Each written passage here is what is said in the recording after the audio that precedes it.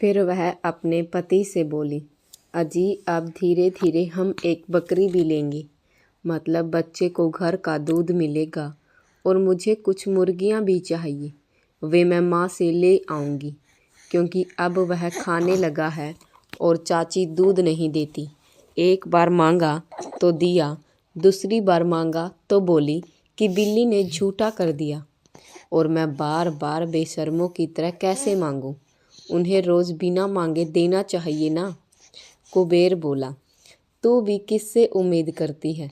वे लोग झूठे हाथ से कौवा तक नहीं भगाते। क्यों? क्योंकि हाथ का झूठा नीचे गिरा और कौवे ने खा लिया तो उसका पेट भर जाएगा ना। और कुसुम को कुबेर का वह उदाहरण बहुत पसंद आया और वह हंसने लगी। वह बोली, सच में लाएंगे क्या बकरी? वह बोला, रहने दे, हम बड़ी आई के यहाँ से दूध का इंतजाम कर लेंगे। कुसुम बोली, उससे अच्छा मुझे बकरी ही लेकर दीजिए ना, मैं बच्चे को देखते देखते उसे संभाल लूँगी और घर का दूध हो जाएगा। और बकरी को बकरा हुआ तो अपने देवता को चढ़ाते समय खरीदना नहीं पड़ेगा, घर का ही बकरा हो जाएगा, अत्या की तरह।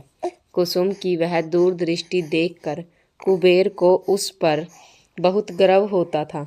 सच तो यह है कि उसे यह सब करने की कोई ज़रूरत नहीं थी, फिर भी वह कोशिश कर रही थी, क्योंकि अब उसे बेटा हो गया और उसे घर संसार बढ़ाने का जोश आ गया।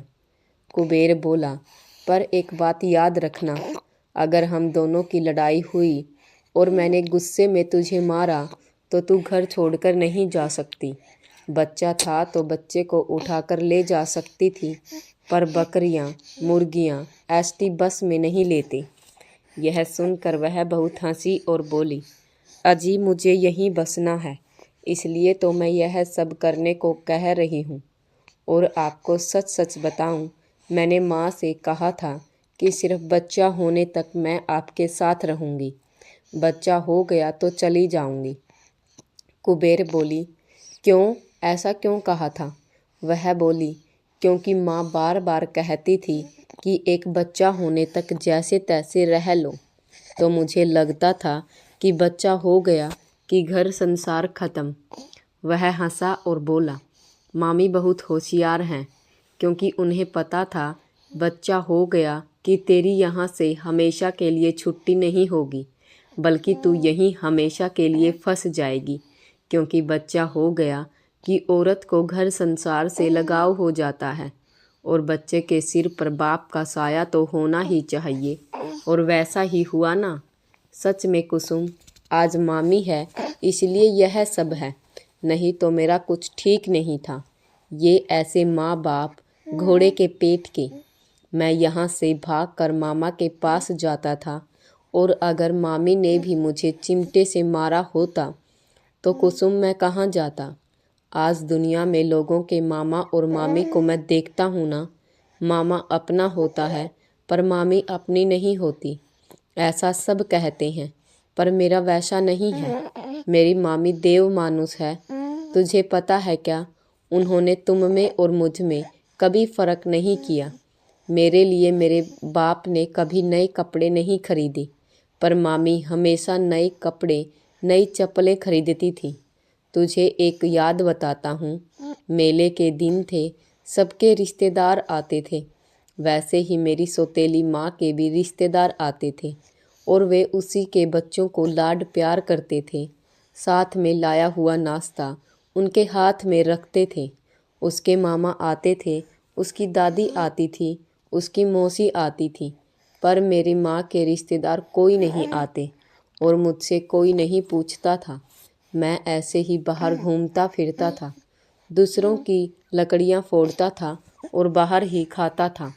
तब सौतेली माँ ने बाप से चुगली की और बोली, वह दूसरों के काम करता है और यहाँ खाने आता है। और बाप ने मेरे हाथ से रोटी छीन ली और मेरे कान के नीचे एक लगाई। तब मुझे भी बहुत गुस्सा आया। मैंने भी कुल्हाड़ी उठाई और उसका डंडा बाप की कमर पे दे मारा। तब मैं 15 साल का था, मुझे भी गुस्सा आने लगा था। मुझ पर होने वाला अन्याय मुझे समझ आ रहा था। सौतेली माँ का झूठ हमसे सहा नहीं जाता था, पर मैं अपनी व्यथा व्यक्त नहीं कर पाता था क्योंकि मेरी तरफ से कोई नहीं था। तब जो मेरा चाचा है ना, जिसका चक्कर सौतेली माँ के साथ है, वह चक्कर मुझे पता था और मैं किसी को बता दूंगा ऐसा डर उन्हें लगता था। उसका भी गुस्सा था मुझ पर सौतेली माँ का, और उस चाचा ने मुझे गाड़ी से बांधकर चाबुक से पिटवाया था। तब से मुझे उसका भी गुस्सा आता है। वहाँ बड़ी आई ने मुझे बचाया, नहीं तो वहीं मर गया होता। तब भी मुझे बहुत गुस्सा आया।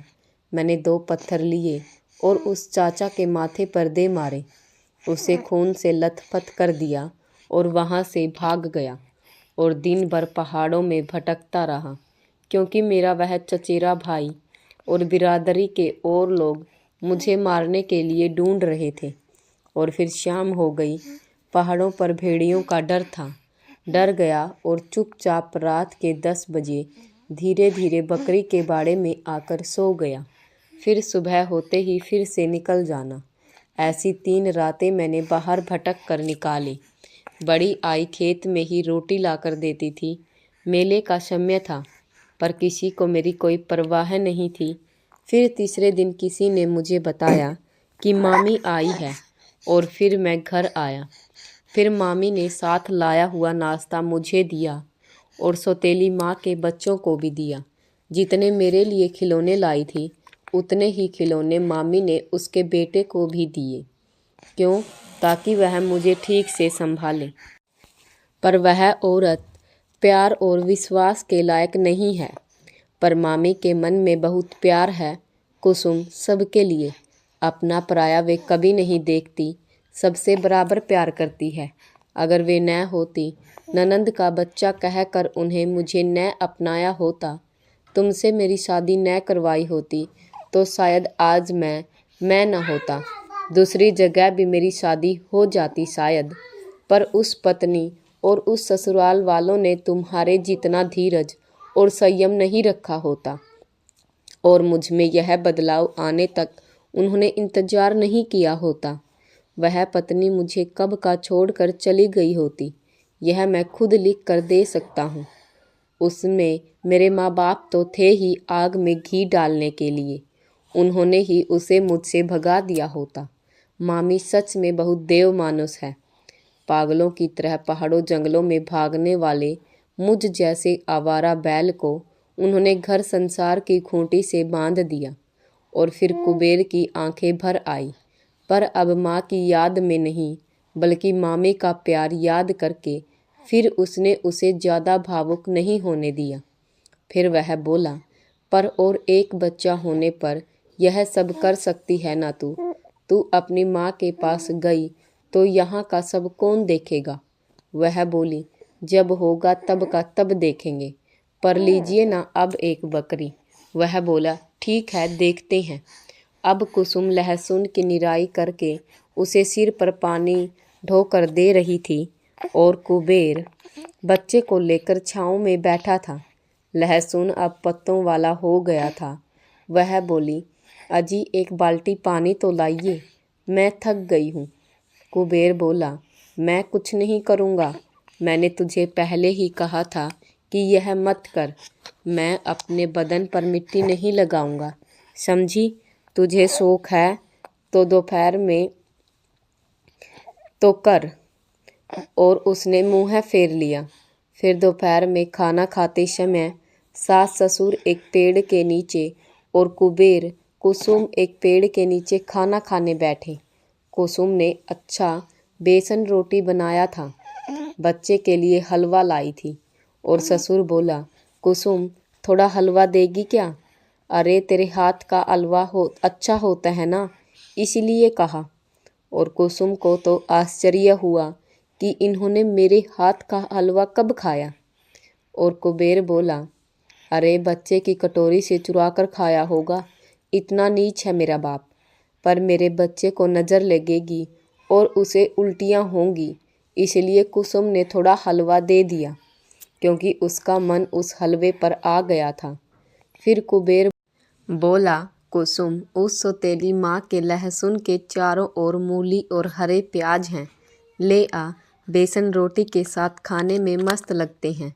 और कुसुम वह लेने गई तो सास चिल्ला कर बोली, अरे ओ औरत, कुछ पूछने का तरीका है या नहीं? उठी और चली गई मेरे खेत में, बिल्कुल मत लेना मूली। तभी कुबेर इधर से चिल्लाया, कुसुम भेधड़क उखाड़, मेरे बाप का खेत है वह, उसके बाप का नहीं। क्या नाना सही है ना? अब उसका बाप भी कुछ बोल नहीं सका, सिर्फ गर्दन हिलाकर हाँ बोला। नहीं तो दिए हुए मीठे हलवे में मिट्टी डाल दी होती कुबेर ने। कुबेर ऐसे हक से बोला और कुसुम ने भी हंसकर कहकर 2-4 मूली और 10-12 प्याज उखाड़ लिए। और सास ने गुस्से में ससुर की तरफ देखा और ससुर ने आंखें बंद करके हलवा गटक लिया।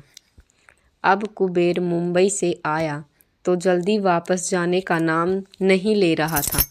जितना भी कमा कर लाता, जब तक वह ख़त्म नहीं हो जाता वह काम पर नहीं जाता था। और कुसुम की माँ उसे समझाती थी कि यही कमाने की उम्र है, अभी अगर ऐसे बैठ कर खाने की आदत लग गई तो आगे कैसा होगा? बच्चे के भविष्य की कोई चिंता है कि नहीं तुम्हें? जितना कमाते हो उतना उड़ा जाता है। कुसुम कहती, कल को बेटा स्कूल जाने लगेगा, उसकी पढ़ाई के लिए पैसों का इंतजाम नहीं करना चाहिए क्या? आजकल शिक्षा में बहुत पैसा लगता है, हम अपने बेटे के नाम पर कोई LIC ही शुरू कर देते हैं। पर कुबेर को कभी बचत की आदत नहीं थी। जितना पैसा हाथ में आता वह उड़ा देता। कभी कभी कुबेर को भी लगता कि भरपूर ज़मीन है, इकलौता बेटा है, खा खा कर हम कितना खाएंगे, और उसे ज़्यादा कमाने की कोई उम्मीद या लालच नहीं था। बस रोज़ का जीवन अच्छे से चले, इतना ही वह कमाता था। बहुत दिनों तक तो उसके नाम पर कोई बैंक खाता भी नहीं था। भरपूर ज़मीन है इसलिए वह बेफिक्र रहता। और अब घर आया तो वह बिल्कुल रिलैक्स था, क्योंकि अब उसे वहाँ से जल्दी काम पर जाकर कहकर पीछे पड़ने वाला और किच-किच करने वाला कोई नहीं था। पहले बाप चिल्लाता था, वैसे अब चिल्लाने वाला कोई नहीं था। तो वह और कुसुम दिन दिन भर घर का दरवाज़ा बंद करके बैठे रहते। वह उसे छोड़ता ही नहीं था। उसके पास भी करने को खास कोई काम नहीं था। बच्चे को लेना, उसे सुलाना और फिर उनका रोमांच शुरू हो जाता। सास ससुर अब टीवी देखने आते। वे तो टीवी देखना छोड़ने वाले नहीं थे, पर जैसे ही उन्हें नींद आती या कुबेर घर जाओ कहता तो वे उठकर चले जाते, और उनके जाते ही कुबेर फिर उसे पास लेकर बैठ जाता। कभी कभी कुसुम तंग आ जाती। ऐसे काम धाम छोड़कर दिन रात टांगे फैलाकर मज़े से सोए रहना यह उसे पसंद नहीं था। और उसका बाप जिससे मिलता उसके पास रोना रोता। इसकी उम्र में मैं कितना कबाड़ कष्ट जी तोड़ मेहनत करता था। मैंने अपनी बीवी बच्चों को बिल्कुल वक्त नहीं दिया। बहुत मेहनत की मैंने, बासी बाकरी खाकर दिन निकाले। 6-6 महीने मैं वसई जाता था और 6 महीने बाद बीवी के पास आता था, तब जाकर इतनी ज़मीन कमाई है। पर इसे देखो कैसे रहता है, बस पड़ा पड़ा खाता है, शरीर को जरा भी मिट्टी नहीं लगने देता और स्त्री के बिना कपड़े नहीं पहनता। अब देखते ही देखते 3-4 महीने बीत गए, पर कुसुम की माँ के आने जाने के बाद जैसा तय हुआ था वैसा बर्ताव करने को उसके सास ससुर तैयार नहीं थे। अब सास बोली, अजी सुनिए, अभी फसल निकली है तो थोड़ा रुकिए, ज़मीन में बिल्कुल हाथ मत चलाइए, नहीं तो हम मेहनत करेंगे, नारंगे हल चलाएंगे और फिर बंटवारा हो जाएगा। जुती जुताई तैयार ज़मीन उसके हाथ लगेगी और वे दोनों लैला मजनू कैसे लगातार दरवाज़ा बंद करके बैठते हैं, देखा है क्या? हमारे होते हुए हम दोनों बुढ़े कष्ट करने आते हैं और वह ऐश कर रहा है। बाप बोला, अरे क्योंकि मैंने ज़मीन लेकर रखी है और अब आधी ज़मीन लेकर वह ऐश करेगा। उसे उसके बच्चे के लिए कुछ कमा कर रखने की ज़रूरत ही नहीं। अब कुबेर के कानों पर यह सब आता, पर वह चुप बैठता। फिर ही देखते एक फसल और निकल गई और कुबेर के ध्यान में नहीं था, पर कुसुम अब हिस्सा मांगने लगी और ससुर ने फिर अपने हमेशा के प्लान के मुताबिक उन्हें टॉर्चर करना शुरू कर दिया। वे दोनों कुबेर और कुसुम को आसानी से कुछ भी मिलने देने वाले नहीं थे। कुंडली में बैठे शनि की तरह वे कुबेर के जीवन से चिपके हुए थे। कुबेर और कुसुम के खाने में मिट्टी मिला रहे थे और सास ससुर से बोले, क्या जी, अब थोड़े दिनों में फसल कटेगी तो क्या हमें उसे ज़मीन देनी पड़ेगी? उसकी सास, देखो कैसे मालकिन की तरह ऑर्डर देकर गई है हमें, जैसे कि उसी ने कमा कर रखी है ज़मीन। ससुर बोला, अब क्या करें, हिस्सा तो देना ही पड़ेगा, नहीं तो उसकी माँ फिर आकर हमारी फजीहत करेगी। सास बोली, दे रहे हो तो जो ज़मीन, पर वह मालरान बंजर पथरीली ज़मीन देना, जहाँ हल का फावड़ा भी ज़मीन में न धंसे, और जितनी ज़मीन नागरेंगा उतनी मिट्टी की जगह पत्थर निकलेंगे, और जो उपजाऊ है, जहाँ पानी देना आसान है, वह हमारे और छोटे बेटे के लिए रखना। उस बंजर में घूमने वाले भेड़िए देखेगा तो वे दोनों उस ज़मीन की तरफ फटकेंगे भी नहीं। ससुर बोला, बंजर हो या बगायत, देनी तो पड़ेगी ही। अब क्या करूं, मजबूरी है। बचपन में ही उसका गला घोंट दिया होता तो यह दिन देखने को नहीं मिलता। कितने निष्ठुर थे ना वे दोनों। छोटा बेटा अपना है, उसके लिए हम सब कर रहे हैं। वैसे ही कुबेर भी तो अपना ही बेटा है, उसे उसका हिस्सा दिया तो बुरा नहीं लगना चाहिए। ऐसा उनके मन में आता ही नहीं। उल्टा उन्हें बहुत तकलीफ हो रही थी उसे कुछ भी देने के नाम पर। फिर एक दिन कुसुम को आंगन लीपना था और वह बोली, बुआ, मुझे भैंस का थोड़ा गोबर देती हो क्या? तो सास बोली, तूने भैंस को कभी मुट्ठी भर घास लाकर डाली है क्या, जो गोबर मांगने आई है? अपना खुद का जानवर पाल और तभी लीप। कुसुम को अब बहुत बुरा लगा। साधारण भैंस का गोबर भी वे उसे लेने नहीं दे रहे थे। फिर कुसुम भी गुस्से में बोली, बुआ, मैं आपकी भैंस को जब आप गांव जाती हो तो पानी वगैरह नहीं पिलाती क्या कभी? दिन भर मैं ही संभालती हूँ ना। कभी कभी वह भैंस ब्याही थी तब आप गांव गई थी, तब मैं रात भर जागी थी उस भैंस और उसके बच्चे के पास कि कुत्ते कहीं जेर न खा जाएं, इसलिए मैं रात भर पहरा दे रही थी। सुबह उठकर गर्म पानी से मैंने उस भैंस को नहलाया था। और सास तिनक कर बोली, तो क्या कोई एहसान किया फिर? ज़मीन मांगती है उसके बदले? बहू है इसलिए। अरे बहू है इसलिए थोड़ा हमारा काम किया तो क्या बिगड़ गया? और अब मेरे हिस्से में आकर बैठ गई है क्या तू? कुसुम बोली, हिस्सा नहीं, वह हक है हमारा। और सास बोली, ज़मीन पर तेरा हक होगा, पर मेरे जानवर और मेरे संसार पर तेरा तिनके भर का भी हक नहीं। याद रख, तेरी सास ने कोई संसार नहीं जोड़ा था, सिर्फ तेरा पति ही तुझे तेरी सास की तरफ से मिला है। उतना ले और चुप बैठ। फिर कुसुम गुस्से में बोली, हम भी जानवर पालेंगे कभी तो, अभी बच्चा छोटा है इसलिए मुझे कुछ देखते नहीं बनता। और ससुर बोला, तुझे अकेले को ही बच्चा हुआ है क्या? दुनिया की बाकी औरतें क्या निपूती हैं? वे भी तो बच्चों को साथ लेकर काम करती हैं। तो क्या तेरे ही बेटे का इतना लाड कौतुक है क्या? कुसुम बोली, ये मुझे काम पर जाने नहीं देते तो मैं क्या करूं? सास बोली, जिसे काम पर जाना होता है वह कैसे भी जाती है, पति का नाम नहीं बताती। वह क्या तुझे 24 घंटे पहरा देता है क्या? वह मुंबई गया था तब क्या हुआ था तुझे काम करने को, पर तुझे ही घर में बैठने की आदत लग गई है, इसलिए तू उसका नाम बताती है। फिर यहाँ तो कुसुम की फिर से एक बार कौंडी धर्म संकट हो रही थी। आखिर सुने किसकी? पति की न सुने तो वह मारता है, चिढ़ता है, और सास ससुर की न सुने तो वे ताने मारते हैं। तो दोस्तों ये था हमारा आज का पार्ट। अगले और वीडियो अच्छी लगी हो तो वीडियो को लाइक कर दीजिए, हमारे चैनल को सब्सक्राइब कर दीजिए और एक प्यारा सा कमेंट ज़रूर छोड़ कर जाएं। धन्यवाद।